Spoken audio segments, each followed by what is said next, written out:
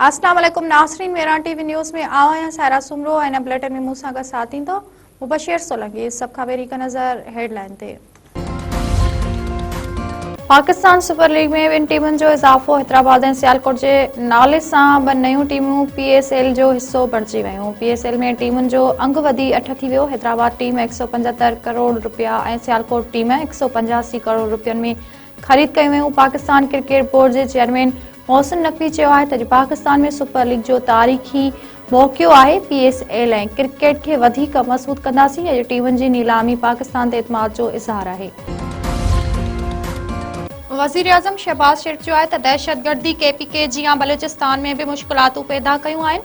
ख़ारजियुनि खे पाड़ेसरी मुल्क जी सपोर्ट अफ़सोसनाक आहे। दहशतगर्दी जे ख़ात्मे ताईं सुख सां न वेहंदासीं। कोटिया में सियासी अॻवाननि खे ख़िताब कंदे वज़ीर आज़म शहबाज शरीफ़ चयो आहे त फील्ड मार्शल दहशतगर्दी ख़िलाफ़ जंग में पाक फ़ौज जी क़यादत करे रहियो आहे। सिक्योरिटी फोर्सिस ऐं अवाम जूं क़ुर्बानियूं हमेशह यादि रखियूं वेंदियूं। वफ़ाक़ी हुकूमत बलूचिस्तान जी तरक्की लाइ संजीदा आहे।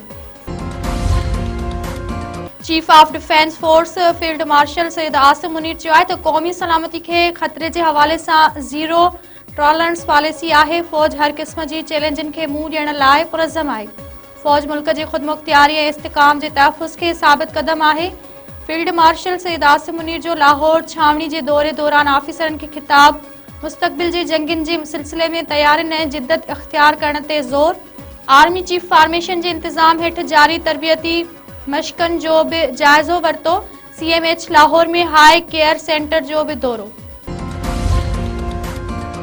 वज़ीर आला पंजाब मरियम नवाज़ चयो आहे त हर ज़ालिम ऐं माफ़िया ख़िलाफ़ पंजाब जी धरती तंग कई वई आहे। फितनो कहिड़ी भी शक्ल में साम्हूं अचे कानून जी पकड़ खां बची नथो सघे।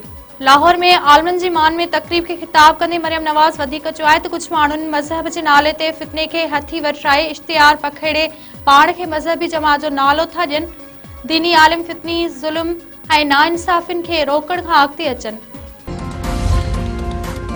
बदीन में मक़तूल हारी कैलाश कोहली जे कातिलनि जी गिरफ़्तारी। अॼु सुबुह खां लॻल धरणो अञा ताईं जारी। पीर चौक वटि लॻल धरणे में वॾे तइदाद में औरतूं ऐं ॿार भी शरीक। सियासी समाजी अॻवाननि जी बि यकजहती तौर धरणे में शिरकत। हारी कैलाश कोहली खे क़त्ल थिए 4 ॾींहं गुज़री विया आहिनि। जेसीं ताईं कातिल गिरफ़्तार न थींदा धरणो जारी रहंदो। रतोदेरो वेझो पुलिस ऑपरेशन दौरान 20 लाख रुपया इनामी याफ़्ता दाड़िल खुदाबख्श उर्फ खुदू जलबाणी खे बास समेत मारण अची तावा। पुलिस मुताबिक़ बाईपास वारे इलाइक़े में SSP लाड़काणे अहमद फैसल चौधरी जी अॻवाणी में ॾोहारियुनि ख़िलाफ़ ऑपरेशन दौरान ॿिनि दाड़िलनि खे मारियो वियो। मार्ची वियल दाड़िलनि में 20 लाख रुपया इनामी याफ़्ता दाड़िल खुदाबख्श उर्फ खुदू जलबाणी ऐं उनजो भाउ मीर हसन उर्फ मीरो जलबाणी शामिल आहिनि। दाड़िल खुदू जलबाणी पुलिस के 64 केसनि में घुरबल हो। दाड़िल मीरो जलबाणी ते 55 केस दाख़िल आहिनि। मीरपुर ख़ास में एंटी करप्शन जी कार्रवाई। एंटी करप्शन कराची जे अमलदारनि इरिगेशन 3rd डिवीज़न ऐं मिठड़ाऊ डिवीज़न जे ऑफिस ते छापो हणी रिकॉर्ड पाड़ सां गॾु खणी विया। मिठड़ाऊ डिवीज़न जे इंजीनियर खान मोहम्मद मेमन जो चवणु आहे त एंटी करप्शन जी टीम खे जेको रिकॉर्ड घुरबल हो उहो ॾिनो वियो। रिकॉर्ड कहिड़े साल जो आहे उहो नथो ॿुधाए सघिजे। सुई गैस भरिसां रेगिस्तानी इलाइक़े मां 2 ॼणनि जा गोलियूं लॻल लाश मिलिया। मक़तूलनि जे ॻोठ ॾेढाणो जे रहवासी गुल चन्नो पुट वली मोहम्मद चन्नो ऐं अली रज़ा पुट नजम चन्नो तौर सुञाणप। वारसनि जो चवणु आहे त ॿई नौजवान ॿ ॾींहं अॻु नारी जे रेगिस्तानी इलाइक़े में काठियूं करण लाइ वियल हुआ। अॼु संदसि लाश मिलिया आहिनि। अंदुरी जांच करे इंसाफ़ फराहम कयो वञे। मिर्ज़ापुर वेझो कलोड़ा ऐं जुड़ेजा दुरनि में तकरार तां ज़ाल मुड़ुस क़तल। कच्चे वारे इलाइक़े में हलंदड़ पुराणे तकरार तां हथियारबंदनि जो घर ते हमलो। जुड़ेजा दुर सां तालुक़ रखंदड़ प्रियालो वासी अलहयार नारे जो ऐं संदसि घरवारी मारिजी विया। लाश ज़रूरी कार्रवाई बैदि वारसनि जे हवाले। पुलिस जो चवणु आहे त वाक़िए जी जांच कयूं पिया। जवाबदारनि खे जल्द गिरफ़्तार कयो वेंदो। शाहपुर जानिया वेझो मेले तां मोटंदड़नि जी चिंची रोड़ी केनाल में किरी पई। 203 ॿारड़ा ॿुॾी फौत। दौरफाल मोरी वटि हादसो। हिक ई घर जा 9 भाती ॿुॾी विया। मौजूदा माण्हुनि 7 ॼणनि खे बचाए वरितो। 10 वरियनि जो फरहान ऐं 12 वरियनि जो मेहरान ख़ासि केली फौत। ॻोठ गाज़ी ख़ासि केली वासी दरगाह पीर शहमीर जीलानी जे मेले तां मोटंदे हादसे जो शिकार थिया। नंगर पार्कर वेझो हिरण जी ज़ख़्मी हालत में हथ अचण वारे वाक़िए जो 2 जवाबदारनि मथां केस दाख़िल। जंगली जीवत खाते नायाब नस्ल जे हिरण खे ज़ख़्मी हालत में हथ अचण वारे वाक़िए जो नोटिस वरितो।